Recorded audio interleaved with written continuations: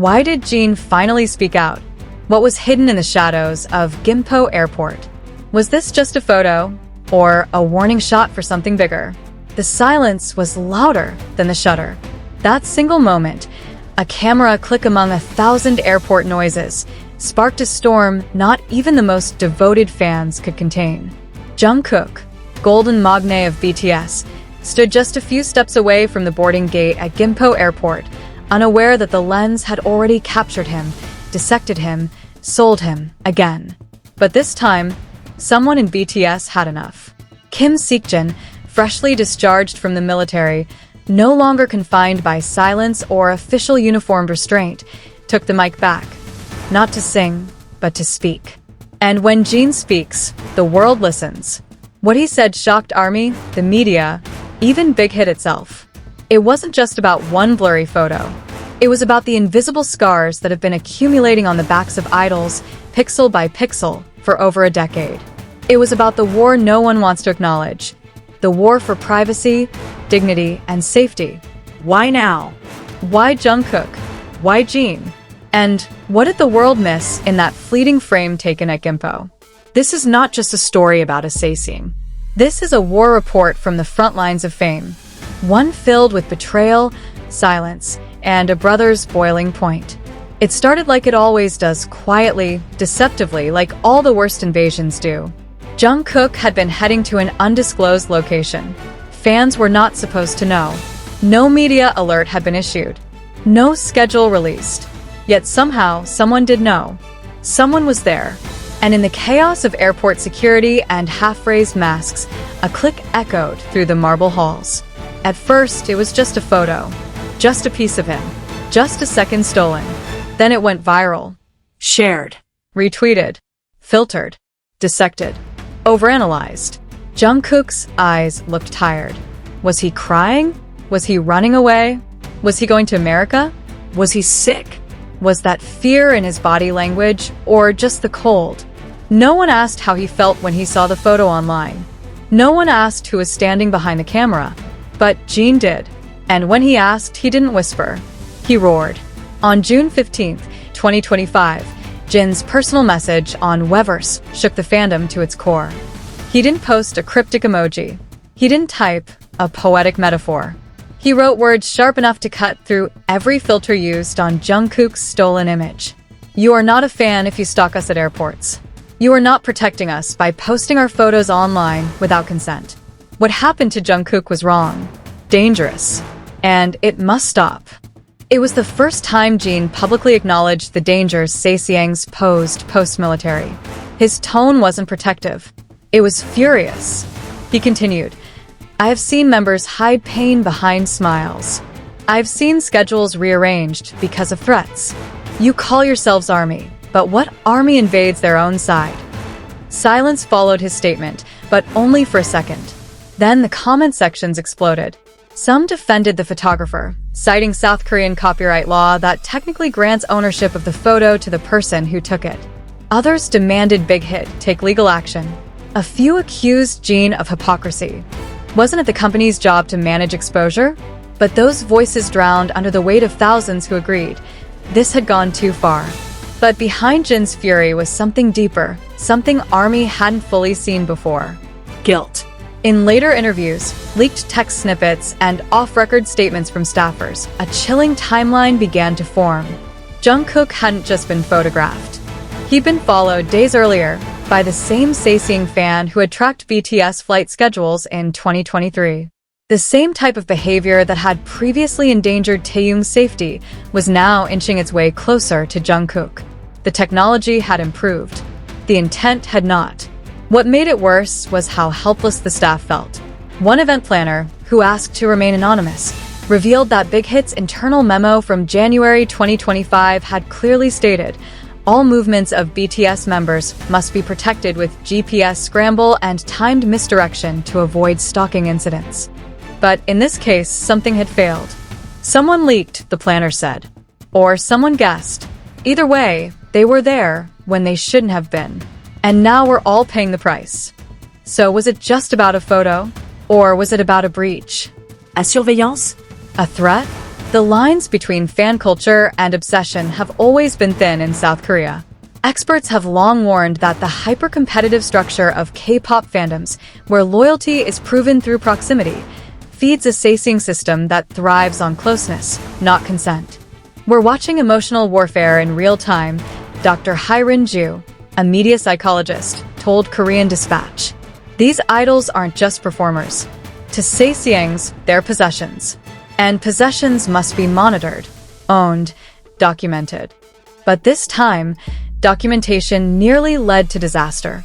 Sources close to Jungkook say he was visibly shaken upon seeing the viral images. Not because he looked bad, not because of fan comments, but because he had no idea he was being watched. He genuinely believed no one knew, the source said. And the fact that someone was close enough to get that angle, it terrified him. The issue spiraled into something even darker. Because if a camera could find Jungkook in a secured airport zone, what was stopping it from finding him at home? What if it already had? In 2023, BTS fans were already reeling from the news that Taeyong had been stalked at his own apartment. A Sasaeng had reportedly used flight logs, housing data, and even food delivery schedules to track him down. That case had ended in a quiet arrest, but the trauma lingered. And now it was Jungkook's turn. The emotional toll became visible during his next appearance. Though smiling for the fans, Jungkook's eyes seemed elsewhere, paranoid, searching, always aware of who might be watching. It was then, behind the scenes, that Jin reportedly told staff he was preparing a personal statement. He wasn't going to let this pass. He wasn't going to let silence become the norm again. "I've protected my members in the military," he allegedly said. "I'll protect them now with my voice." So what happens now? Is this the moment the industry finally turns? Is this where idols are no longer prey, but protected? Or will the flash of another camera erase the lessons of today? Big Hit has not yet confirmed whether legal action will be taken. But fans are calling for more than silence. They're demanding accountability, not just from Sasaengs, but from the systems that allow them to thrive. They're asking why Jungkook keeps becoming the target. Why someone with such pure love for performing is being turned into a victim of visibility. And most importantly, they're asking what's next. Because if Jin's warning is not heeded, who's to say the next click won't be the last? If the fandom thought Jin's warning was a momentary flare-up of emotion, they were wrong. What followed was silence, not from Jin, but from the people who should have spoken first. HYBE did not issue an immediate statement. No apology. No press release. No commitment to investigate. For fans, it felt like déjà vu. They had seen this movie before. A member of BTS under siege, the company choosing discretion over disruption, and the fans being left to do the heavy lifting of justice. But this time, there was one major difference. Jin wasn't going to let it slide. Behind closed doors, sources say tension began rising between Jin and HYBE management. Staff who were present during a closed-door briefing with HYBE's PR team on June 16, 2025, revealed that Jin openly questioned why no security protocols had prevented Jungkook's breach, and why the company had yet to file a legal complaint despite mounting evidence. What he reportedly said next left the room in stunned silence. "If you won't protect him, I will. If you won't speak for him, I will." Was Jin stepping beyond his role? Or was he doing what every big brother should when the youngest is in pain? The answer for millions of armies was clear. Across social media, hashtags like #ProtectJungkook, #JinSpeaksForBTS, and #HYBEXplain this trended worldwide. Fans shared stories, screenshots, and side-by-side comparisons of previous Sasaeng incidents that had been buried or downplayed, especially ones involving Jungkook. From the 2019 hotel stalking event to the 2023 airport crowd crush, a pattern was emerging. Jungkook wasn't just the most targeted member. He was the most unprotected. Why? Why was the youngest? The one who had once said he wanted to be strong so he could protect youngs, being exposed to danger again and again, with little to no corporate intervention. Why did it take Jin's return from military service to even raise the alarm? And perhaps most disturbingly, what had Jungkook endured in silence, simply because no one else was loud enough to confront it? While HYB remained quiet, Jungkook was quietly unraveling. On June 17th, during a rehearsal video shoot for an upcoming collaborative performance, several members of the crew noticed something off. Jungkook was uncharacteristically withdrawn, responding with nods instead of jokes, carrying a weight that was not visible but undeniably heavy. He wasn't himself, said one makeup artist. It was like he was present but unreachable. Every time a phone camera clicked, even from staff, he flinched. Fans watching the behind-the-scenes clip later posted something alarming. Zoomed-in slow-motion analysis appeared to show Jungkook whispering something to himself as he adjusted his earpiece, and though audio was inaudible, lip readers offered a chilling translation. They're still watching. The speculation only fueled the fire. Had he been receiving messages? Warnings? Had the Sasaeng fan gone further than a photo? Was this part of a larger pattern of harassment? Jin, it turns out, thought so. In another emotional post, Jin cryptically shared a photo of a shattered phone screen with the caption, "You won't control us with fear." Was it Jungkook's phone? Was it a metaphor? Or a threat? To those watching behind the glass, armies didn't wait for clarification. They began compiling reports, timestamps, and visual matches of known Sasaeng accounts posting Jungkook's movements in real time. What they discovered shocked even veteran fan defenders. The account that posted the airport photo had previously been banned multiple times across social platforms and was operating under a new identity. How did they always come back? Why couldn't they be stopped? And most chillingly, how did they know Jungkook would be at Gimpo that morning? That was the question Jin wanted answered most. According to insiders, Jin requested an internal audit of all flight schedule access points, a bold move, considering those systems are tightly locked within the HYB logistical framework. It was a move that rattled senior managers. Some saw it as insubordination, others as a necessity. But one thing became clear: Jin was no longer just a vocalist. He had become a shield. Behind the scenes, the dynamics of BTS were shifting. Jungkook, once the embodiment of unshakable confidence, was retreating more and more into his own world. He canceled a planned live stream.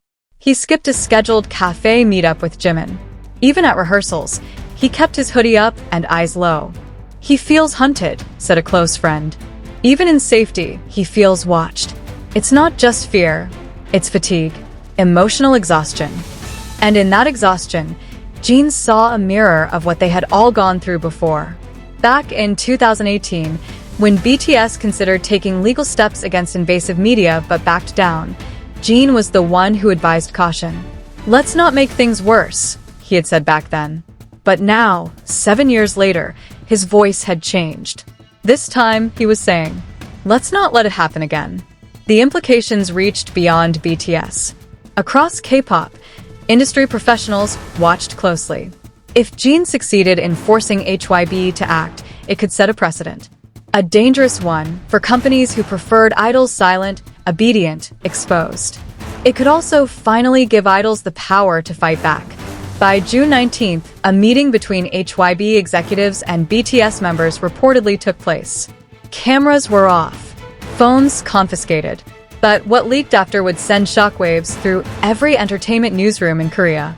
Jin allegedly demanded full legal action against the Sasaeng who followed Jungkook, a public statement on privacy, a blacklist system to prevent repeat offenders, and protection detail for future travel, non-negotiable. And when management hesitated, he added, "If you don't release the statement, I will." The room froze. Would HYB challenge their most senior member, their global ambassador, their most eloquent voice? They didn't. On June 20th, at precisely 10 a.m. Korea Standard Time, HYB released a rare official statement acknowledging a breach of privacy, condemning unauthorized photography, and pledging immediate legal action. They did not name Jungkook directly, but the implication was clear. But it wasn't enough. Not for Jin. Not for ARMY. Not for Jungkook. In a surprise move, Jin scheduled a live stream for June 21st. It wasn't part of a campaign. It wasn't pre-approved. And when he turned on the camera, fans held their breath. Because beside him, for the first time in weeks, sat Jungkook. And he looked raw. No makeup. No stage lights. Just a black hoodie, barely zipped. His eyes looked glassy, tired, but focused.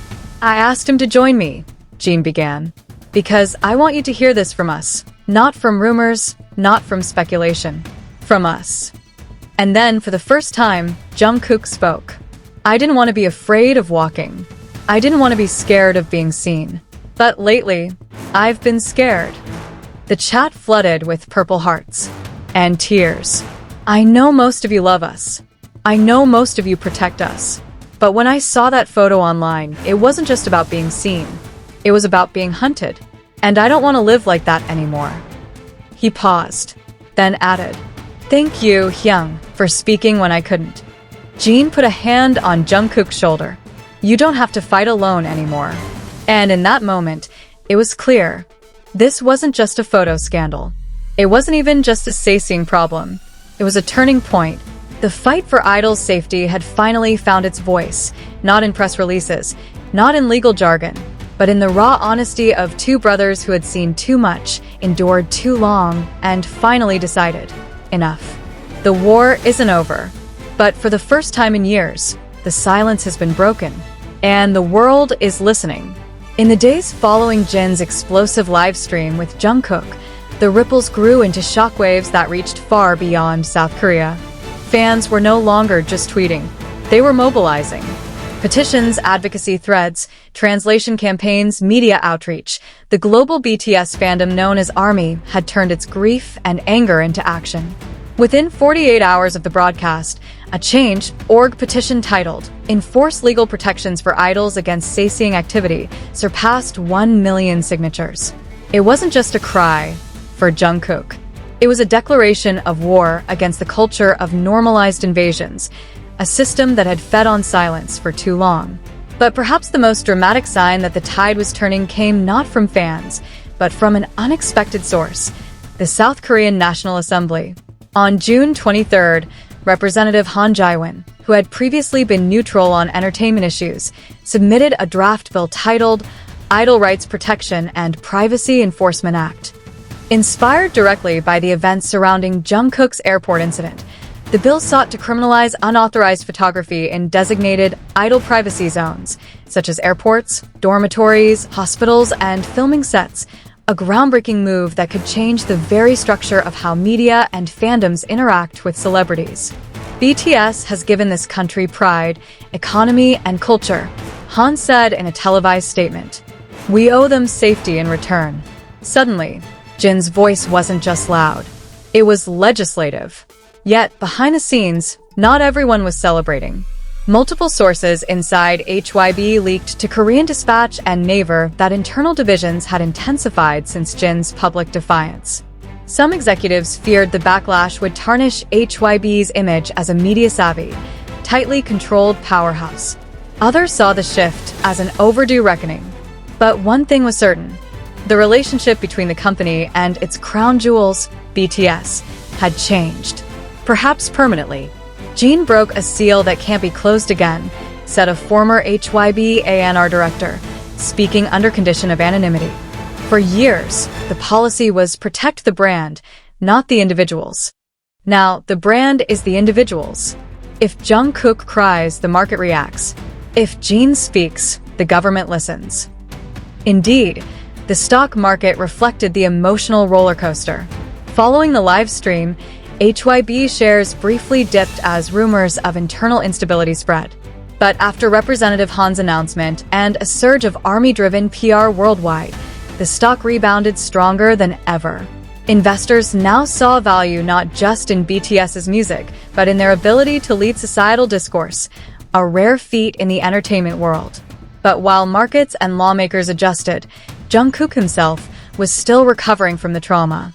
On June 24th, in what many fans saw as an emotional breakthrough, Jungkook appeared at a private fan event in Busan. He wasn't scheduled to speak. Yet when asked how he was doing, he paused, held the mic with both hands, and said, I didn't want to come today. Not because I don't love you, but because I'm scared. I'm scared of airports, of cameras, of waking up to my own face edited by strangers. But then I thought if I cancel, they win. The room went silent. Not even phones clicked. Then Jungkook smiled. That familiar, shy, beautiful smile ARMY knew so well, and added, "So I'm here. Not because I'm okay, but because I want to be. And I know you want that too." It wasn't just a statement. It was a rebirth. A beginning. Meanwhile, Jin, now dubbed the Guardian of BTS by Korean media, continued pushing. He reportedly requested a full transparency report from HYB's legal team, asking for case-by-case updates on every privacy breach filed in the past 5 years. Sources close to the situation claim Jin even considered creating an independent watchdog unit, separate from HYB's current PR teams, dedicated solely to protecting artists. Think of it like a private security council, one source said. It would include lawyers, bodyguards, IT specialists, even mental health experts. Jin wants every idol, not just BTS, to have a shield they can trust. Was it ambitious? Absolutely. But it was BTS. Ambition wasn't optional. It was survival. And that's what this had become. Not a scandal, but a survival story. One member was hunted. One stood up. The rest followed, and the world responded. But even as the headlines began to soften, even as Jin and Jungkook seemed to be reclaiming their voices, there was still one question ARMY couldn't stop asking. Who took the photo? Despite online investigations, account takedowns, and platform bans, the identity of the Sasaeng who photographed Jungkook at Gimpo Airport had not been revealed. HYB remained tight-lipped, only saying that legal measures are in motion. But speculation remained. Was the person an insider? A former staffer? A leak within the airline? Or worse, was the leak still happening? ARMY's online began connecting dots. In one now viral Twitter thread, a fan showed that the same account who leaked Jungkook's movements had also previously posted flight data for Taeyong and even TXT's Byamjiu. Was there a mole inside the logistics department? Was someone selling info? The idea that the enemy might not just be outside, but within, sent shivers through the fandom. And it brought them back, full circle, to Jin's original message. What? ARMY invades their own side. That message, once dismissed as metaphor, now read like a warning. And yet, through the paranoia, the sadness, and the rising stakes, something new began to grow. Unity. Between idols. Between fans. Between systems that had long been fragmented. By June 25th, HYB had officially announced the creation of the Artist Safety Task Force, chaired by a rotating panel that would include members of BTS, staff security heads, and third-party privacy experts. The first chair? Kim Seokjin. This was unprecedented. No longer just performers, BTS was now part of the machine that protected them. And Jungkook, once terrified, was part of it too. In a follow-up livestream, his first solo appearance since the event, Jungkook stared directly into the camera and said, "I'm not healed, but I'm fighting. With you. For us." And with those 8 words, the story of one photo became something else entirely. A revolution.